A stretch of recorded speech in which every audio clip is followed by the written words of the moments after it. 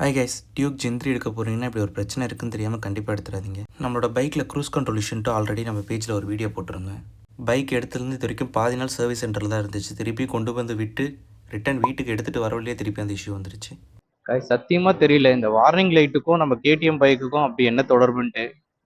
ஏன் தான் இந்த வார்னிங் வருதுன்னு தெரிய மாட்டுது. வந்தா க்ரூஸ் கண்ட்ரோல் வேலை செய்ய மாட்டுது. என்ன இஷ்யூன்னு கேட்டாலும் சர்வீஸ் சென்டர்ல எந்த ரெஸ்பான்ஸும் இல்லை. எத்தனை வாட்டி கொண்டு போய் கொடுத்தாலும் சரியாயிடுச்சுன்னு கொடுக்குறாங்க. திருப்பி திருப்பி வந்துட்டே தான் இருக்கு.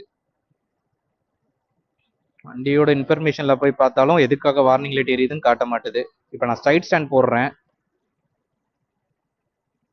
இப்போ வார்னிங்ல பார்த்தீங்கன்னா சைட் ஸ்டாண்ட் இருக்கு, லைட் எரியுது, ஓகே. இப்போ நான் வந்து சைட் ஸ்டாண்ட் எடுத்துட்டேன், இந்த வார்னிங் போயிடுச்சு. ஆனாலும் பார்த்தீங்கன்னா இந்த வார்னிங் லைட் ஆஃப் ஆக மாட்டுது. எதுக்காக வருதுன்னு தெரிய மாட்டுது. இது வந்தீங்கன்னா க்ரூஸ் கண்ட்ரோல் வேலை செய்ய மாட்டுது. நான் ஜஸ்ட் க்ரூஸ் கண்ட்ரோல் ஆன் பண்ணி காட்டுறேன் பாருங்க. 50க்கு மேலே போயிட்டோம். க்ரூஸ் கண்ட்ரோல் ஆன் பண்ணுறேன், க்ரூஸ் கண்ட்ரோல் ஆக்டிவேட் பண்ணுறேன். இப்போ பார்த்தீங்கன்னா பட்டன் அழுத்திட்டு இருக்கேன், க்ரூஸ் கண்ட்ரோல் ஆக்டிவேட் ஆக மாட்டுது.